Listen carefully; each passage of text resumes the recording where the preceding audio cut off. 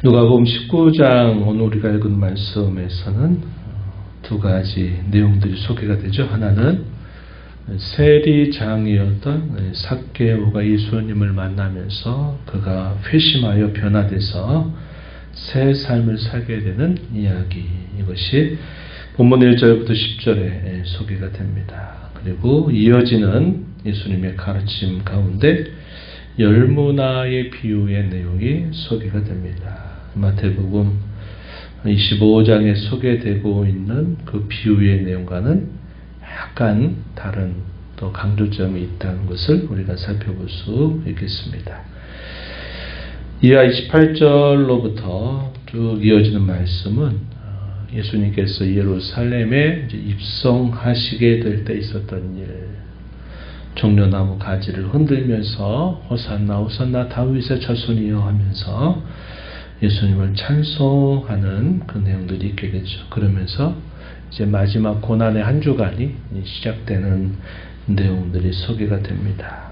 이하의 말씀은 내일 한번 우리가 함께 새벽에 살펴보도록 하고, 오늘은 27절까지 읽었던 이 말씀들을 중심으로 함께 교훈을 생각해 보겠습니다. 우리가 앞서서 읽었던 누가복음 18장 18절로부터 27절까지 이르는 내용에서 우리는 예수님을 찾아왔던 한 젊은 관리의 이야기를 우리가 살펴본 바가 있어요. 자신은 관리이면서도 어릴 때부터 하나님 말씀을 또 배우고 익히고 또 순종하는 삶을 잘 살아왔던 인물임을 우리가 알게 됩니다. 그것은 다른 사람과 비교했을 때 그런 삶을 산 겁니다. 남다른 삶을 살았던 인물이었어요. 더더군다나 그가 영생을 어떻게 얻느냐 하는 것에 대한 관심을 보이고 있었다 하는 것은 또 좀 특별한 일이었습니다. 그러나 그가 가지고 있는 많은 재물과 다르게 그는 결국 예수님의 요청을 순종하지 못하고 결국 망설이다가 떠나가게 되는 일이 있었다 하는 것을 우리가 기억합니다. 그에 반하여 당시에 이 삭개오라고 하는 인물은 그와 대조를 이루고 있는 인물이었음을 알게 됩니다. 세리라고 하는 그런 직업을 가지고 있는 것 자체가 당시 이스라엘 백성들이 봤을 때는 별로 달가운 직업을 가진 것이 아니다 여깁니다. 그래서 매국노 취급을 받기도 하고, 또 대다수의 세리들은 로마 당국에 내는 그 세금의 일부에다가 자기의 삶을 위한 소득을 더 붙여서 자기 동족들로부터 이 세금을 걷어들여서 자기가 이득을 취하고 이제 로마 당국에 이것을 내는 그런 일들을 했기 때문에 불의하다라고 여길 만한 충분한 근거가 있었던 겁니다. 그래서 세리와 주인들, 이 말이 마치 따라붙는 말처럼 늘 함께 했던 표현임을 우리가 기억합니다. 근데 이런 세리들 가운데서도 이 삭개오는 어떤 인물이었느냐? 세리장이다 그랬습니다. 더 높은 역할을 맡은 사람이죠. 이스라엘 백성들이 봤을 땐 더 악한 사람으로 보일 만한 그런 인물이 된다 하겠습니다. 그런데 사람들로부터 별로 존경받을 수 없는, 그러나 로마 편에서 봤을 때는 직급이 비교적 높은 삭개오라고 하는 인물이 예수님에 관한 소문을 듣고 남다른 관심을 갖게 됩니다.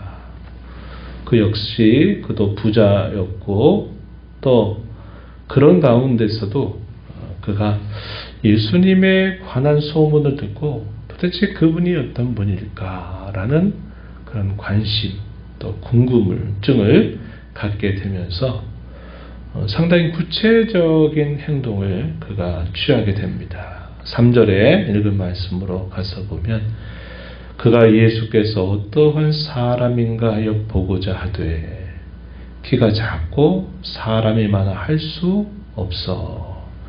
많은 무리들이 예수님을 따르고 있는 상황이었다는 거죠. 그럴 때 어떻게 합니까? 4절에 앞으로 달려가서 보기 위하여 돌 무화과 나무에 올라가니 이는 예수께서 그리로 지나가시게 되밀어라. 키가 작았다. 또 그렇기 때문에 일반적인 자기의 모습으로는 그곳에 가시게 될 예수님을 그가 제대로 보기가 어려웠다는 겁니다. 그래서 돌 무화과 나무 위로 올라가서 그분을 뵙고 싶어 하는 그 마음을 구체적인 행위를 통해서 그 일을 하게 된 것입니다. 예수님에 관한 이 관심을 가졌다는 것을 우리가 알게 되죠. 마침내 예수님께서 그곳으로 이제 나타나셔서 그곳을 지나가시게 됩니다. 그런데 예수님이 이 돌 무화과 나무 위에 있는 이 삭개오를 유심히 보시면서 그에게 예수님 말씀을 건네십니다. 어떤 말씀을 건네셨나요? 삭개오야, 속히 내려오라. 내가 오늘 내 집에 유하여야 하겠다. 이렇게 예수님 말씀하십니다. 거기 너 이렇게 불러도 될 만큼 예수님과 삭개오는 한 번도 만남이라고 하는 게 없었던 사이죠. 그런데 나무 위에 올라가서 지켜보고 있는 그 사람의 이름까지 직접 부르신 겁니다. 삭개오야, 내가 오늘 너의 집에 찾아가겠다. 이렇게 예수님께서 말씀을 하신 겁니다. 예수님이 구체적인 관심을 이 삭개오에게 표현했습니다. 삭개오는 깜짝 놀랐을 겁니다. 아니, 어떻게 저분이 내 이름을 알지? 더더군다나 자기가 그렇게 한번 뵙고 싶어 했던 그 예수님이 자기 이름을 불렀을 뿐만 아니라 자기 집에서 있겠다. 이렇게 예수님이 말씀을 하시니까 얼마나 이게 그에게 깜짝 놀랄 만한 일이 되었을지 몰라요. 즐거운 마음으로 내려와서 이 예수님을 자기 집으로 영접합니다. 사람들은 달갑지 않게 여겨요. 이 종교 지도자들이 보였던 태도죠. 이 사람이 정말 그가 말하듯이 메시아라면, 정말 참 선지자라면, 이 사람이 누군 줄 알았더라면 이 사람이 요청을 해도 거절할 것인데 도대체 이 예수라고 하는 사람은 도대체 모르겠다는 거죠. 예수님께서 그 사람의 집에 들어가서 쉬겠다 이런 말씀을 하시니까 사람들이 수근수근하면서 비난을 했을 것입니다. 저가 죄인의 집에 유하러 들어간다. 이렇게 사람들의 반응이 달갑지 않았던 것입니다. 그러면서 이 집에 들어갔을 때 예수님이 어떻게 하셨을까요? 삭개오의 영접을 받으셨겠죠. 그리고 예수님 가만히 계시지 않으셨을 겁니다. 우리가 행간을 읽으면 갑자기 삭개오가 예수님 보고 내가 오늘 이렇게 하겠습니다 라고 말했더구만 볼 수가 없다 이 말이죠. 예수님이 들어가셔서 그와 함께 계시면서 여러 말씀들을 그에게 말씀하시고 가르치셨을 것입니다. 그러한 일에 대한 결과로서 삭개오가 어떠한 반응을 보이느냐. 8절 말씀에 보면 주여 보시옵소서 내 소유의 절반을 가난한 자들에게 주겠습니다.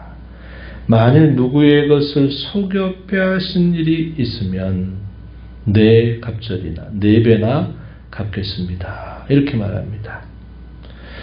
그의 이 표현들을 보게 되면 나름 그가 세리장이었음에도 불구하고 그래도 자기가 꼭 필요한 이득만큼만 얻으려고 애를 썼겠구나 하는 것을 우리가 알 수 있는 부분이죠. 그가 거짓말로 이렇게 말하지는 않았을 것이다. 이렇게 우리가 생각해 보기 때문에 그렇습니다. 도대체 어떤 말씀을 들었길래 얼마나 큰 결단을 한 겁니까? 자기의 소유 절반을 팔아서 가난한 사람들에게 주겠다고 말한 거죠. 굉장한 결단이죠. 더더군다나 자기가 행여나 속여서 다른 사람의 것을 취한 것이 있다 하면 4배나 그것을 갚아주겠다. 이렇게 예수님 앞에 고백을 합니다. 그 자리에는 제자들도 당연히 있었고 적지 않은 사람들이 그 현장에 있었을 것입니다. 공공연한 고백이요, 공공연한 약속을 삭개오가 하게 된 것이죠. 그가 이러한 태도를 취하게 된 것은 결국 예수님과 더 깊은 만남을 갖게 되면서 그의 심령 속의 변화가 일어났다는 것을 우리가 알 수 있는 부분입니다. 오늘 본문의 말씀에서는 그러한 내용들이 자세하게 표기가 되지 않았고 그냥 마치 삭개오가 예수님 만나자마자 내가 이렇게 하겠습니다. 자기의 모든 가장 중요한 재물을 자기가 이렇게 하겠다고 결단한 것처럼 보이지만 그러나 분명히 거기에는 행간이 있다는 겁니다. 행간이. 이 글로 표현되지 않는 그 무엇인가 먼저 있다 하는 것이죠. 우리가 누가복음 5장에서 고기 잡지 못했던 이 베드로와 그의 친구들을 처음 제자로 부르시게 될 때도 이 베드로가 갑자기 자기 배에 타서 예수님이 더 깊은 곳에 가서 금을 내려라 이렇게 하면 우리의 생각에는 또 그 말씀 속에 있었던 행간을 놓치고 예수님이 그런 말씀하자마자 자기가 그렇게 순종했더니 많은 물고기를 얻었다. 이런 식으로 이렇게 본문을 보면 중요한 그 사이에 있었던 일들을 놓치게 되는 겁니다. 예수님께서 배 위에 올라가셔서 하나님 나라의 복음을 가르치고 또 전하시고 나서 그리고 난 다음에 베드로에게 그 말씀을 하신 거예요. 말씀에 대한 가르침과 감화가 있고 난 다음에 예수님 그런 말씀을 하시니 내가 말씀에 의지하여 근무를 내리겠습니다. 이렇게 그가 행동을 했고 그 결과는 전혀 뜻밖의 결과를 얻게 되고 베드로는 그 사건을 통해서 고기 잡은 즐거움보다도 무엇을 예수님께 말씀합니까? 저는 죄인입니다. 저 같은 사람을 떠나십시오. 이렇게 그가 참되고 진실한 회개를 예수님 앞에 고백할 때 내가 앞으로는 사람을 잡는 어부가 아니라 내가 앞으로는 고기를 잡는 어부가 아니라 사람을 낚는 어부가 될 것이다 하는 말씀을 하시면서 제자로 부름을 받게 된 겁니다. 우리가 성경을 읽을 때 때로 이렇게 본문 속에서 표현되지 않지만 충분히 우리가 그 상황을 생각해 봤을 때 이런 일이 있었겠구나 하는 것을 읽을 수 있어야 합니다. 이 삭개오 같은 경우에도 그런 경우예요. 그래서 뜬금없이 자기가 이렇게 하겠다고 결단했다 이렇게 말할 것이 아니라 예수님과의 인격적인 만남과 가르침을 통해서 감화된 그 결과 그가 이러한 회개의 구체적인 행위를 결단하고 약속하고 이 약속대로 그는 분명히 이행했을 것입니다. 그의 삶은 이 예수님과의 이 만남을 통해서 새로운 삶을 살게 되는 계기가 됐을 것이다 하는 거죠. 본문을 보면 누가 먼저 관심을 가진 것 같아요? 삭개오가 관심을 먼저 가진 것 같죠. 그러나 성경은 뭐라고 할까요? 예수님께서 먼저 이 삭개오를 먼저 관심을 가지시고 그를 준비시키셨다 하는 사실을 알게 됩니다. 그래서 이런 이야기 속에서도 하나님의 은혜가 항상 앞서고 있다라는 사실을 우리가 읽을 수 있어야 된다 하는 겁니다. 그 하나님의 은혜는 우리가 노차 생각하듯이 남녀노소를 가리지 않습니다. 신분이 높고 낮음도 가리지 않습니다. 그가 죄인인지 그가 남들이 볼 때 경건하게 사는 사람인지 역시 가리지 않는다는 겁니다. 그의 택하신 자녀들, 잃어버린 영혼들을 찾아오시는 우리 하나님의 사랑이 표현되고 있다는 사실을 잘 보여주고 있는 겁니다. 이어지는 말씀에 열무나 비유가 등장합니다. 열무나에 대한 비유를 우리가 보면 마태복음 25장에 나오는 달란트 비유와 비슷한 것도 있지만 또 다른 강조점이 있다는 것을 보게 됩니다. 한번 내용을 들어가서 한번 보세요. 11절 말씀해 보시면 예수님이 예루살렘에 가까이 오셨고 사람들은 하나님의 나라가 당장에 나타날 줄로 생각함이더라. 당시에 이스라엘 자손들의 모든 기대는 예수라고 하는 이 한 사람에 집중이 되어 있었습니다. 그 배경에는 하나님께서 약속하시게 될 때가 되면 하나님이 메시아를 보내신다 하셨고 그 메시아가 오시게 되면 구원과 심판이 드러나서 모든 게 다 완성될 줄 그들이 고대하고 있었다는 것입니다. 그래서 예수님은 이 비유를 통해서 그 나라가 완성될 때를 바라보면서 어떻게 살아야 될지에 대하여 비유를 통해서 말씀을 해주십니다. 11절 말씀에 보면 12절에 이제 이어서 한번 보시죠. 12절에 보면 이 비유에 있어서 시작을 어디로부터 하느냐. 어떤 귀인이 왕위를 받아가지고 오려고 먼 나라로 갈 때 종이어를 불러서 각각 한 문화씩 그들에게 맡기면서 자신이 왕위를 받아 돌아올 때까지 장사하라 이렇게 명령을 내렸다고 합니다. 사람들은 당장에 하나님의 나라가 임할 줄 생각했지만 예수님은 그렇지 않다.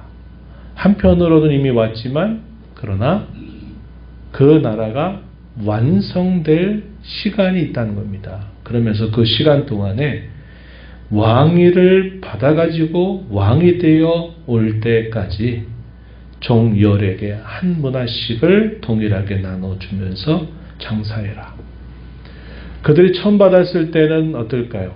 한 문화를 받았을 때 종과 주인의 관계라고 하는 게 있긴 하지만 그 주인이 돌아오게 될 때는 또 다른 면이 생기죠. 그게 뭘까요? 단순히 주인과 종의 관계가 아니라 이제는 자기의 주인이 왕이 돼서 온단 말입니다.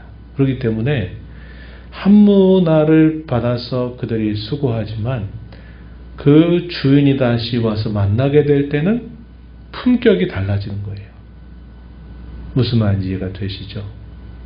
보통 주종 관계에 의해서 맡겨준 일에 대한 순종의 정도를 뛰어넘어서 그가 다시 이 정도를 만나게 될 때는 왕에 대해서 만나니까 자신들이 받은 이 가치는 훗날이 되면 더 큰 가치를 나타나게 될 거라는 겁니다. 이제는 주인에게만 하는 정도가 아니라 왕에게 하는 그런 일이 되기 때문에 그 가치가 비교할 수 없을 만큼 더 커질 것이다 하는 것을 우리에게 보여줍니다. 그래서 이 말을 그대로 듣고 이제 주인을 만나게 될 때는 왕이 되어서 만나게 된다 하는 것을 듣고 믿었던 사람들은 어떻게 할까요? 자신이 평상시에 주인으로 있는 것보다도 이분이 왕이 되시니 더 부지런히 열심히 최선을 다해보자 하는 마음을 가지고 그 왕을 만나게 될 기대를 가지고 더 열심히 수고하고 봉사하고 일을 하게 된 겁니다. 마침내 왕이 왔습니다. 왕이 왔어요. 주인이 왕이 돼서 왔어요. 그랬더니 이제 종 하나씩 불러가지고 이제 어떻게 했느냐 이렇게 묻습니다. 그랬더니 어떤 종은 주인이여 보소서 제가 10문화를 남겼습니다. 또 어떤 종은 보시옵소서 제가 5문화를 남겼습니다. 각각 자기들의 결과를 보고합니다. 그러니까 이들의 마음은 어떤 마음일까요? 바로 그 마음이죠. 왕이 되어서 만나기 위해 열심히 충성하고 봉사하고 이득을 남긴 것입니다. 그러나 한 문화를 그대로 돌려주는 종이 있었어요. 이 사람은 그냥 받은 거 그대로 준 겁니다. 그러나 심한 책망을 받아요. 왜 그럴까요? 그의 마음속에는 우리 주인이 왕이 돼서 오는 것 자체를 거부한 겁니다. 거부한 거예요.